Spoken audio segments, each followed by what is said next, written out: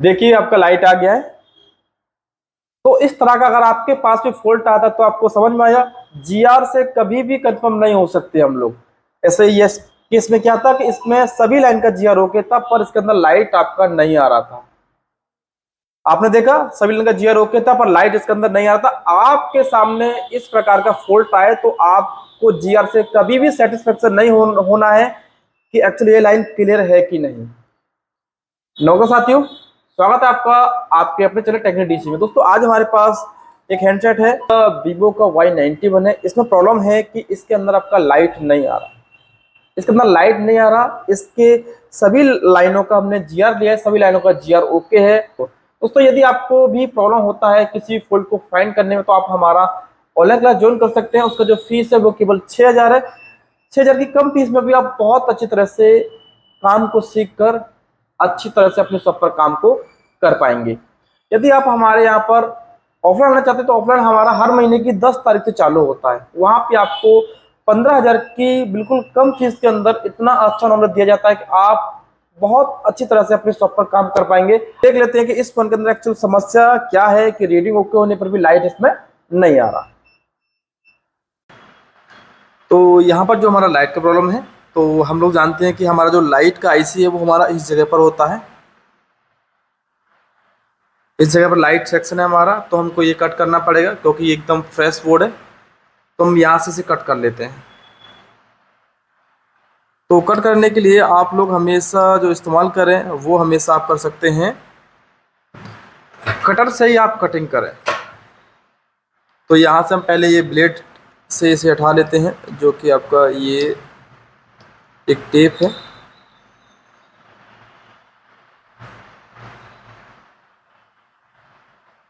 तो यहाँ पर हमने ये हटा लिया है क्योंकि यहाँ से हम इसे कट करने में हमको आसानी होगी। अब यहाँ से हम कट करेंगे, ठीक है। ये लिया है हमने कटर और कटिंग करेंगे। तो हमेशा आपको इसे कट करना है, मतलब कि हल्का सा, जैसे अब हल्का सा कट लग गया, हम आराम से इसको कट कर सकते हैं। ठीक है, यहाँ से हम बोर्ड को अलग कर लेते हैं जिससे हमारा कोई दिक्कत ना हो। बोर्ड अलग कर लिया है और यहाँ से हम कैमरे भी अलग कर देंगे इसके। ये हमारा हो गया एक कैमरा और एक कैमरा हमारा ये हो गया फ्रंट कैमरा। दोनों कैमरे अलग कर देते हैं, इससे कोई दिक्कत ना हो और हम यहाँ पर कटिंग कर लेंगे।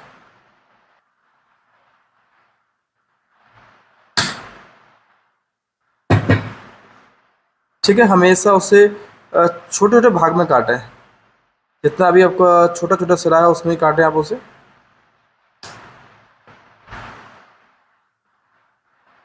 और हमारा लाइट सेक्शन जहाँ तक है हम उस वहाँ तक उसे कट कर लेंगे।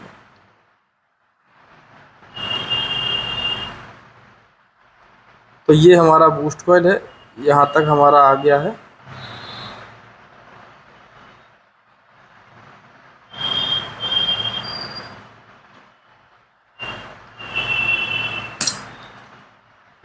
तो यहाँ पर हमने कट कर लिया है, बाकी जो भी एक्स्ट्रा है।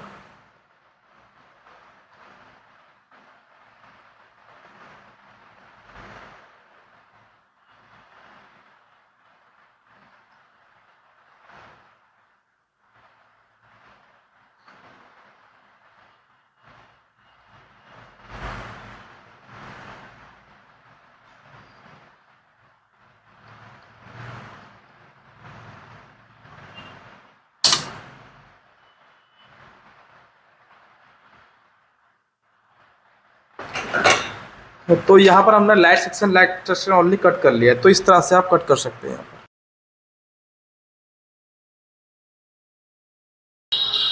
तो यहाँ पर हमारे इस फ़ोन में लाइट नहीं आ रहा, ठीक है। यहाँ पर हमने इसका जो जाली है वो कट कर लिया है। अब हमको चेक करना पड़ेगा जितनी भी लाइंस हमारी जो हमारा ये जैक है यहाँ पर आती हैं, वो सभी लाइन को हम यहाँ पर चेक करेंगे कि सभी लाइन का रीडिंग ओके है कि नहीं। तो यहाँ से हम हल्का सा ये निकाल देते हैं।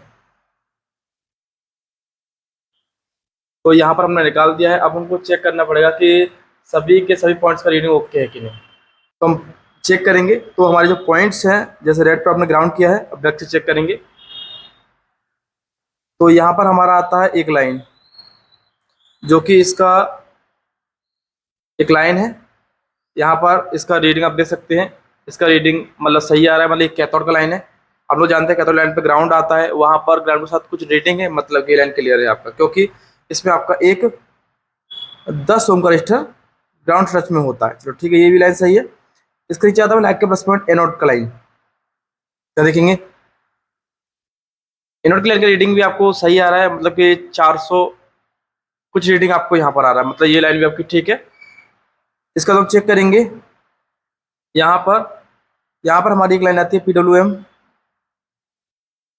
वो भी हमारी ठीक आ रही है। मतलब कि यहाँ पर जितनी भी लाइन हमारी होती हैं वो सभी लाइन ओके है। आपकी कैथोड की लाइन है, एनोड की लाइन है, सबका रेटिंग हमारा ओके आ रहा है। बट इसके अंदर आपका लाइट नहीं जल रहा है, आपका इसके अंदर लाइट नहीं जल रहा है। तो इसमें एक्चुअल प्रॉब्लम क्या है का, तो देखो यहाँ पर क्या है कि जैसे अगर आपने GR रीडिंग चेक कर लिया तो हमको वोल्टेज चेक करना पड़ता है, क्योंकि जब तक वोल्टेज कम नहीं होगा उसके बाद हम आगे काम नहीं कर सकते। तो हम एक बार जो हमारा एनोड के लाइन का वोल्टेज है वो चेक कर लेते हैं, क्योंकि हम लोग जानते हैं कि जितना बैटरी में वोल्टेज है, अभी बैटरी वोल्टेज कितना है वो देख लेते हैं।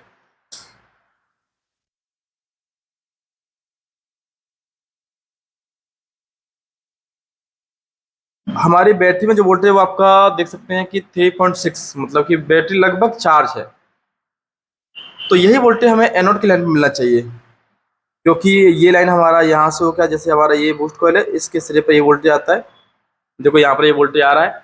अब हमारा यहाँ से होते हुए लाइन आपका आता है एनोड से होता हुआ आ जाता है। तो हम यहाँ पर वोल्टेज चेक कर लेंगे एनोड पे।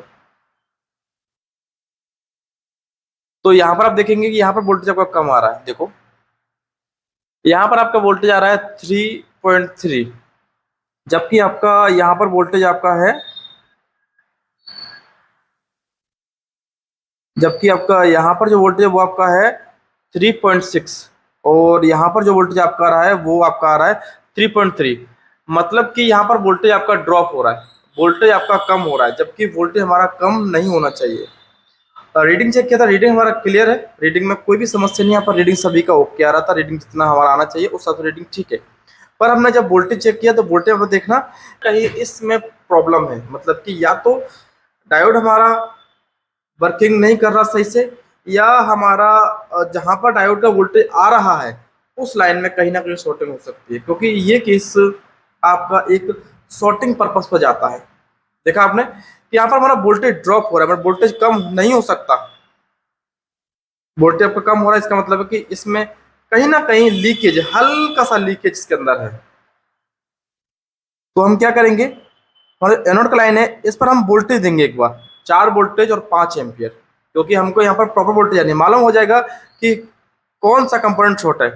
डायोड शॉर्ट होगा तो डायोड हमारा हीट हो जाएगा, अगर कोई और कंपोनेंट शॉर्ट होगा या शायद ये लाइन इंटरनल शॉर्ट हो गया होगा तब भी ऐसा हो सकता है। तो हम एक बार लगा लेते हैं रोजन। ज़्यादातर केस में इंटरनल शॉर्ट होने पर ऐसा होता है। मान लो अगर आपका अंडरग्राउंड लाइन शॉर्ट हो जाता है, जैसे आपका यहाँ से और यहाँ तक लाइन शॉर्ट हो जाता है, तब ये समस्या आता है। एक बार रोजन लगा लेते हैं हम। ये ध्यान रखना कि जितना आपका बैटरी के प्लस पॉइंट पर वोल्टेज है सेम वोल्टेज आपको एनोड के लाइन में मिलता है सेम, पर यहाँ पर ऐसा नहीं, यहाँ पर वोल्टेज ड्रॉप हो रहा है। तो हम एक बार रोजन लगा लेंगे।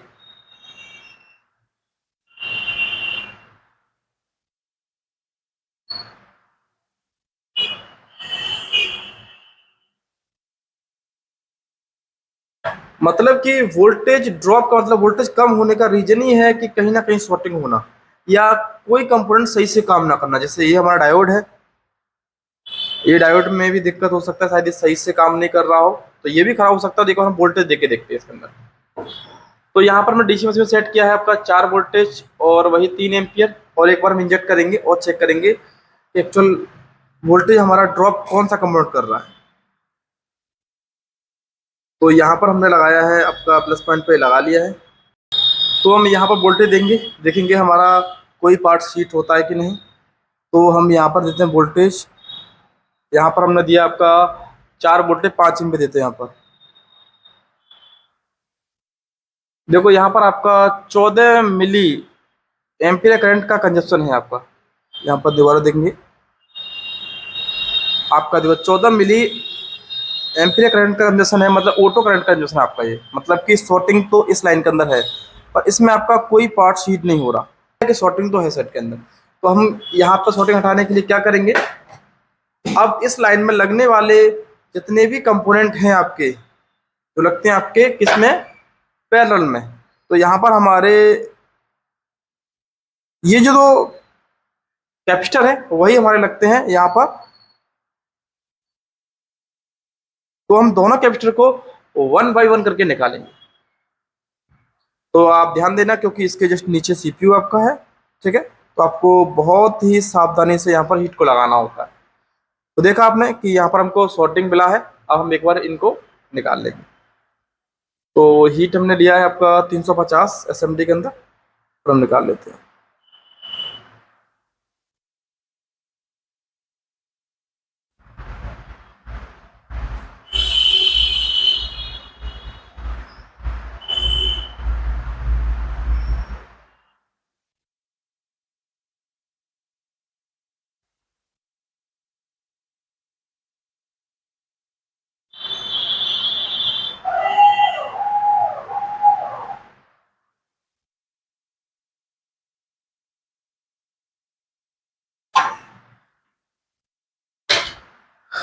दोनों कैपेसिटर हमने निकाल लिए यहाँ पर, ठीक है हमारे।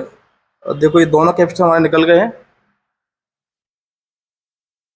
हम वोल्टेज चेक करेंगे।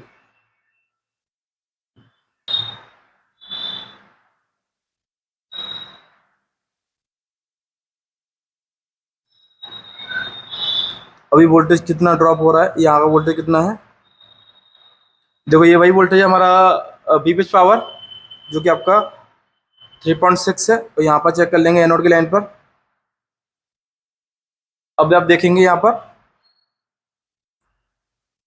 ये जो एनोड की लाइन है इसका भी वोल्टेज आपका 3.6 है। मतलब कि हमारा यहाँ पर जो दोनों कैपेसिटर लगे थे उसमें से कोई ना कोई एक कैपेसिटर शॉर्ट था हमारा, मतलब कि उसमें माइनस शॉर्टिंग था। उसमें आपका कितना शॉर्टिंग था, माइनस था, वो आपका 0.014 मिली एम्पियर करंट कंजप्शन कर रहा था। मतलब कि शॉर्टिंग तो था। दोनों कैपेसिटर हमने यहाँ पर निकाल दिए हैं, मतलब कि हमारा शॉर्टिंग हट गया। तो हम यहाँ पर कैपेसिटर लगा दें दूसरा। तो यहाँ पर हम देख लेंगे दोनों कैपेसिटर कौन सा कैपेसिटर शॉर्ट है हमारा। एक हमारा ये कैपेसिटर है, तो हम एक बार इसका रीडिंग ले लेंगे।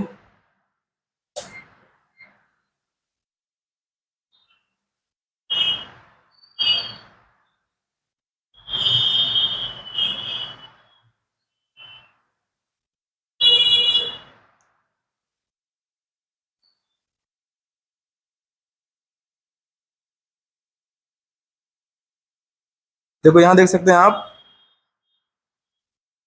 देखो इस कैपेसिटर के अंदर ऑटोमेटिक 500 कुछ रीडिंग आ रहा है, मतलब कि ये वाला कैपेसिटर हमारा शॉर्ट हो गया है। देखो दो में से हमारा ये वाला कैपेसिटर शॉर्ट हो गया, जिसका रीडिंग देख सकते हैं आप। जबकि हमारा कैपेसिटर को चेक करते टाइम कोई भी रीडिंग हमको नहीं आना चाहिए। तो मेरा ये वाला कैपेसिटर शॉर्ट हो गया है, इसीलिए मेरा ये प्रॉब्लम आया था, ठीक है। ऐसे भी केस आपके साथ हो सकता है कि आपका वोल्टेज कब मिल रहा है आपको इसके अनुसार। तो रीडिंग पे कभी भी ध्यान मत देना कि रीडिंग ओके होने पर मेरा लाइन क्लियर है, ठीक है। तो हम एक बार यहाँ पर लगाएंगे कैपेसिटर, क्योंकि यहाँ पर हमको कैपेसिटर लगाना जरूरी है। विदाउट कैपेसिटर आपका ये लाइन काम नहीं करेगा। तो हम यहाँ पर एक बार लगाएंगे कैपेसिटर। तो पहले हम लगा लेते हैं एक बार, ये लगा लेंगे, उसके बाद लगा लेंगे हल्का सा ये। ध्यान देना कि रीडिंग से कभी भी कंफर्म मत होना कि ये प्रॉब्लम आपका ओके है कि नहीं।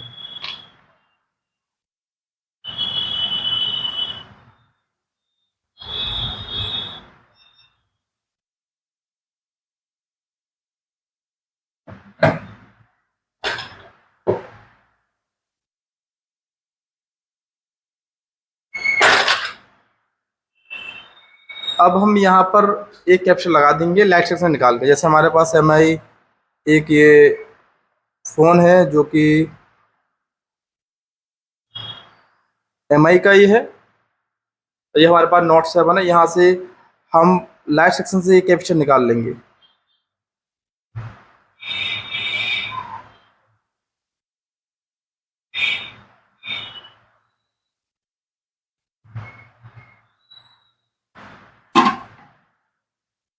निकाल दिया। अब हम इस कैपेसिटर को यहाँ लगा देंगे।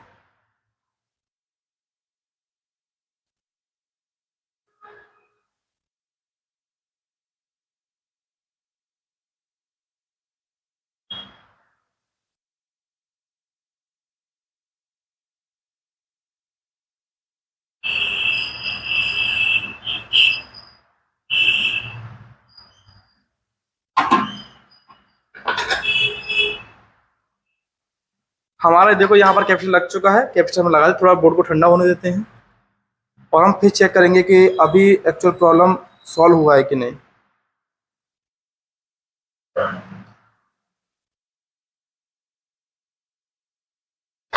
तो कई बार हमको प्रॉब्लम यही हो जाता है कि हम लोग क्या समझते हैं कि हमारा जो रीडिंग है वो रीडिंग प्रॉपर है, रीडिंग इस हिसाब से ठीक था, फिर भी लाइट नहीं आ रहा था। तो हमने एक बार वोल्टेज चेक किया, वोल्टेज हमारा लास्ट ऑप्शन होता है, वोल्टेज क्लियर है तो समझ लो लाइन क्लियर है। जीआर से भी आप नहीं कह सकते कि लाइन क्लियर है कि नहीं, क्योंकि जीआर का हमें मालूम नहीं होता कि जीआर इस लाइन पे एक्चुअल कितना आना चाहिए। ठीक है, ये डिसाइड नहीं है, कोई भी नहीं कह सकते इस बात को। तो हम यहाँ पर एक बार चेक करेंगे लाइट आता है कि नहीं। तो हम यहाँ पर लाएंगे अपना ये, तो लाइट का पता लगा दिया हमने, यहाँ पर लगा देते हैं ये और लगाते हैं बैटरी, और हम चेक करेंगे। सेट को चालू करते हैं यहाँ पर।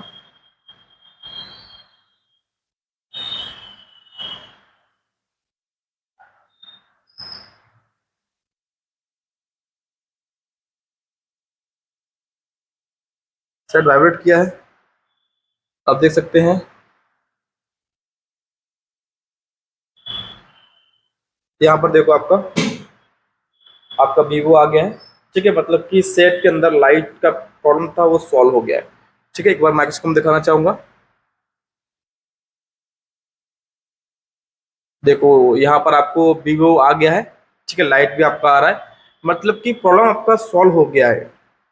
लाइट के प्रॉब्लम में अगर आपका जीआर ओके है तो कभी भी नहीं कहेंगे कि हमारा ये प्रॉब्लम सही है कि नहीं। तो प्रॉपर चेक करेंगे तभी आप समझ पाएंगे। तो यहाँ पर देखो क्लियर हो गया है और हमारा यहाँ पर सब कुछ ओके है। ठीक है, अभी हमारा बैटरी लो है।